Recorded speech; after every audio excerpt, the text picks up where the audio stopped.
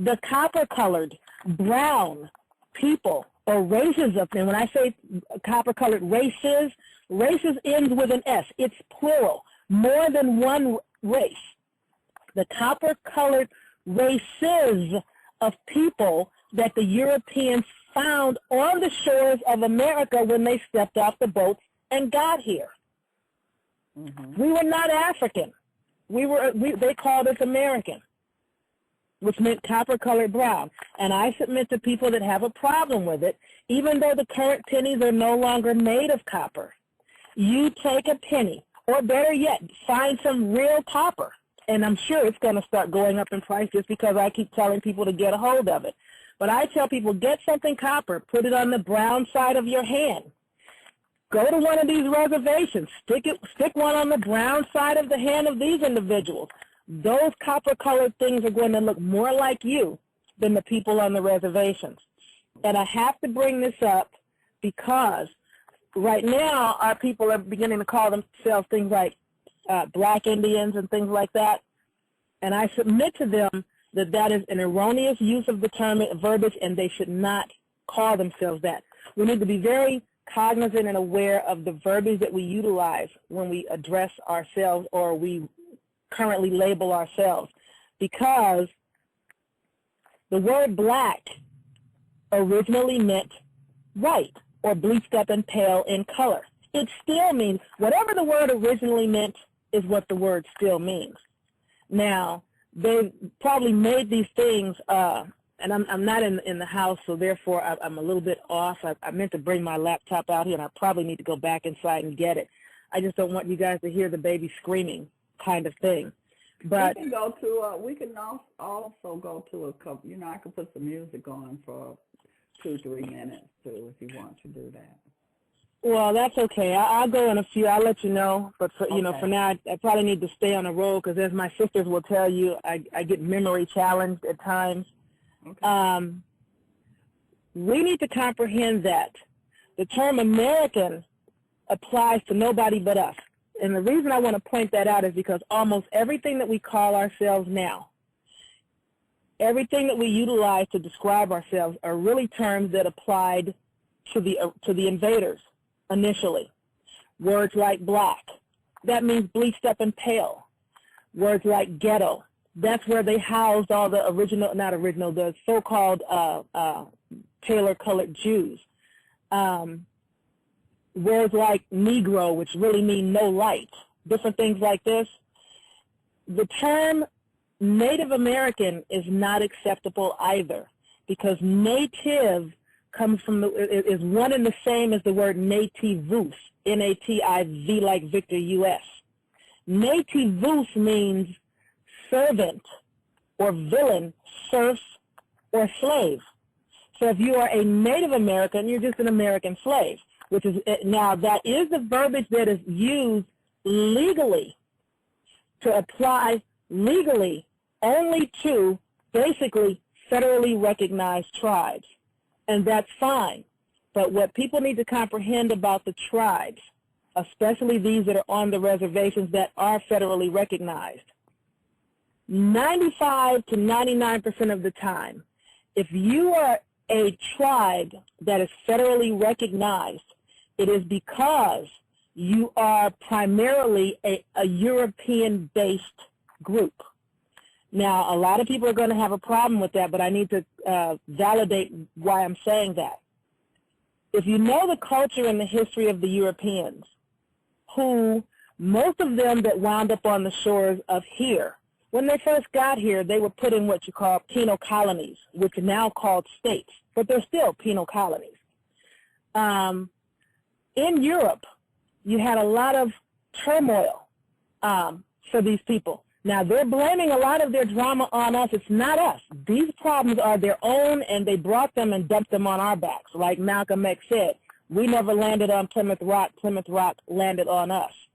What they had going on over there is the abuse of the subjects by the people in power, meaning the kings, the bishops, or the priests, the popes, these kind of people. They boiled in oil, drew and quartered, flayed, beat, impaled, burned, hung, drowned so many people just because they didn't agree, or they had questions about something, or they wanted more insight, or they wanted to do things their own way. These people they live in the Atlantean methodology, which is the people are too stupid to think for themselves. Therefore, they need to be told what to do. All they need to do is follow instructions and do as they're told. Don't ask any questions. Just take the orders.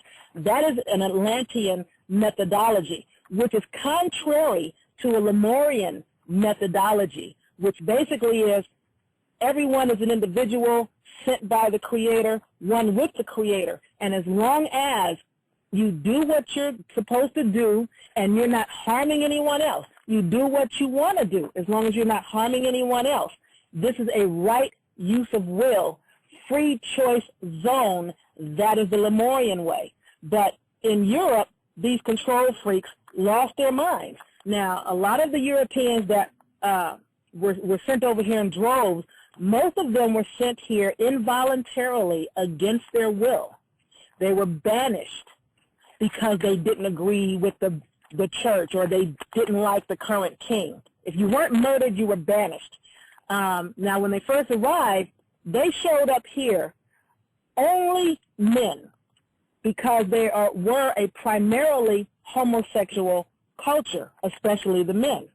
Now, when they got on these boats, they never had a single woman in tow. Never. If you know their culture, it was really considered bad luck on a boat to even have a woman on a boat. So when they got, what they would do, instead of women, they would take, usually that they had stolen and kidnapped, or that the parents had sold because these rulers drove them to such poverty.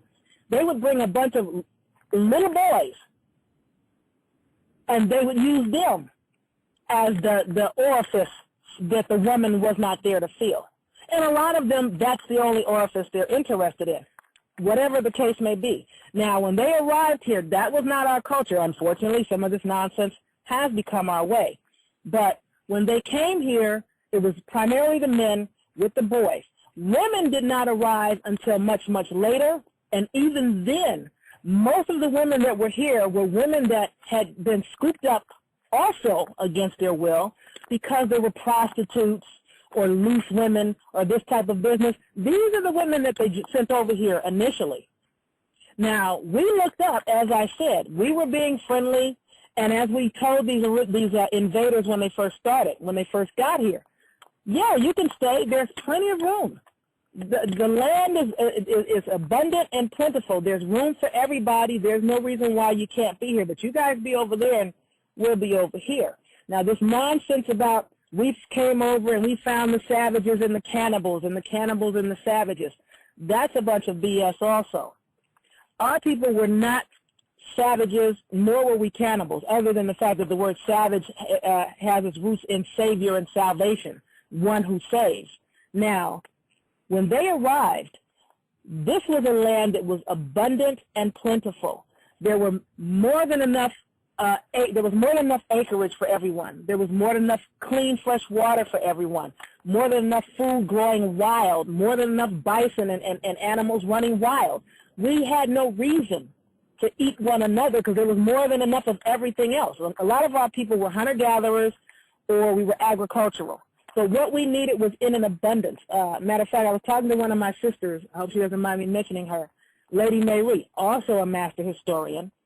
Like she said, she was doing some research and she had tripped over a book that she couldn't remember. She said she's going to find it to get it to me. She said it's a book that has notes from Columbus.